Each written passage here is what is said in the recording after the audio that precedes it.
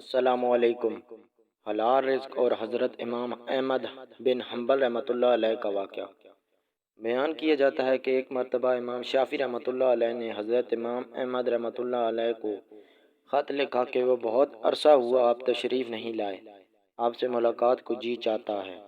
جواب میں حضرت امام احمد بن حنبل رحمۃ اللہ علیہ نے فوراً اپنا پروگرام لکھ کر بھیج دیا کہ فلاں دن فلاں تاریخ کو میں آپ کی خدمت میں مصر میں حاضر ہو رہا ہوں۔ حضرت امام شافعی رحمۃ اللہ علیہ نے اپنے گھر والوں کو، اپنے ملنے جلنے والوں کو اور دوسرے علماء کو ان کے آنے کی اطلاع دی، پھر ان کی دعوت اور ان کے استقبال کا خصوصی اہتمام کیا۔ آپ نے لوگوں سے بتایا کہ اگرچہ وہ میرے شاگرد ہیں مگر وہ ایک بہت بڑے امام ہیں، اللہ تعالیٰ نے ان کو بڑا مرتبہ عطا فرمایا ہے۔ چنانچہ جس دن ان کو پہنچنا تھا اس دن امام شافعی رحمۃ اللہ علیہ اپنے شاگردوں اور دوسرے علماء کو لے کر ان کے استقبال کے لیے شہر سے باہر تشریف لے گئے۔ اس وقت مصر کے جو بادشاہ تھے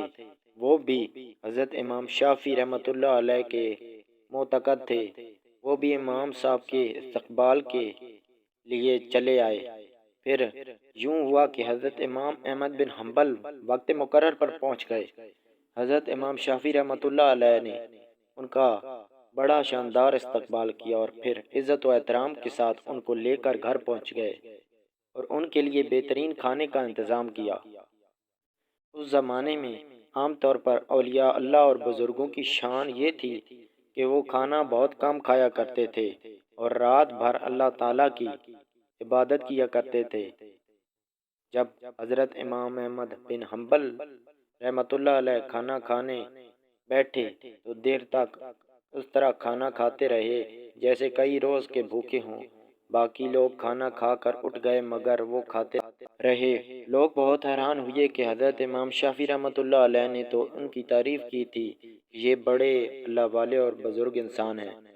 مگر یہ تو خوب پیٹ بھر کر کھانا کھا رہے ہیں۔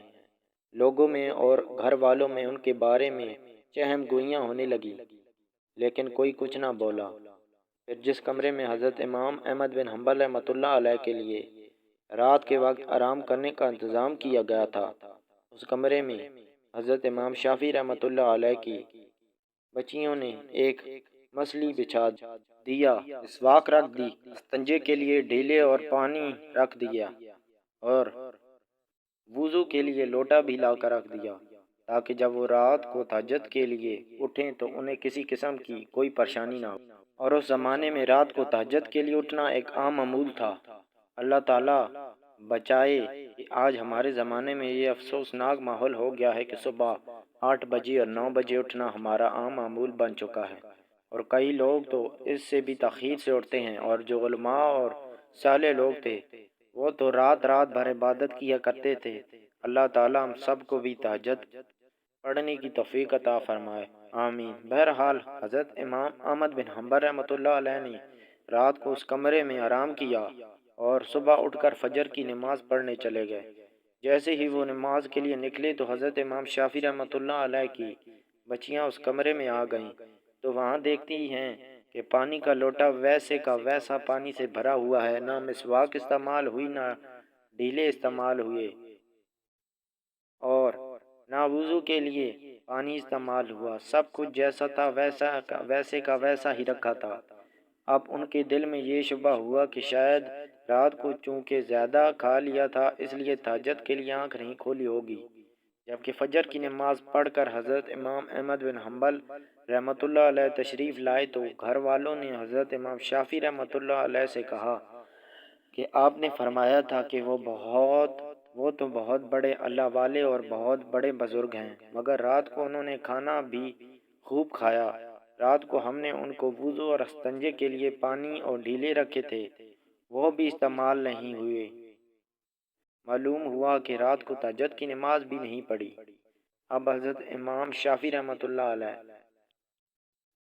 کو بھی تشویش ہوئی، لہذا انہوں نے حضرت امام احمد بن حنبل رحمۃ اللہ علیہ کو بلایا اور تنہائی میں لے جا کر ان سے پوچھا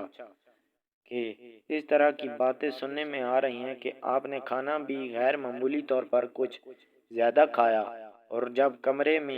جس کمرے میں آپ کے لیے سونے کا انتظام کیا گیا تھا اس کمرے میں آخری شب میں استعمال کے لیے جو چیزیں رکھی تھیں وہ بھی استعمال میں نہیں آئیں۔ کیا بات ہوئی؟ آپ پہلے تو ایسے نہیں تھے۔ کیا یہاں سے جانے کے بعد آپ کے مزاج میں کچھ تبدیلی آ گئی ہے؟ حضرت امام احمد بن حنبل رحمۃ اللہ علیہ نے فرمایا کہ حضرت میرے بارے میں جو باتیں ہو رہی ہیں وہ درست نہیں ہیں، بلکہ بات کچھ اور ہے۔ بات دراصل یہ ہے کہ میں جس وقت کھانا کھانے کے لیے آپ کے دسترخوان پر پہنچا اور جس وقت میں نے اس کمرے میں قدم رکھا تو میں نے دیکھا کہ اس کھانے کے حلال اور طیب ہونے کی وجہ سے وہ کمرہ نور سے چکو چوند ہو رہا ہے، اور یہ دیکھا کہ آسمان سے لے کر اس دسترخوان تک انوار کی بارش ہو رہی ہے۔ جب میں نے یہ صورتحال دیکھی تو میں نے سوچا کہ شاید اس سے زیادہ حلال اور طیب کھانا مجھے زندگی میں نہیں ملے گا، لہٰذا جتنا بھی زیادہ سے زیادہ اس کو کھایا جا سکتا ہے کھا لیا، اس لیے کہ اس کھانے کا ذرہ ذرہ ایمان کو اور دل کو روشن کرنے والا ہے، اس لیے مجھ سے جتنا زیادہ سے زیادہ کھانا کھایا جا سکتا تھا میں نے کھا لیا، اور میں نے یہ نہیں دیکھا کہ کون کتنا کھا رہا ہے اور کون میرے بارے میں کیا سوچ رہا ہے۔ جہاں تک مجھ میں کھانے کی شکت تھی میں کھاتا گیا، اور پھر حلال کھانے سے بدہضمی بھی نہیں ہوتی بلکہ وہ سریع ہضم ہوتا ہے اور اندر جا کر جزو بدن ہو جاتا ہے، روح کو منور کرنے کا ذریعہ بن جاتا ہے۔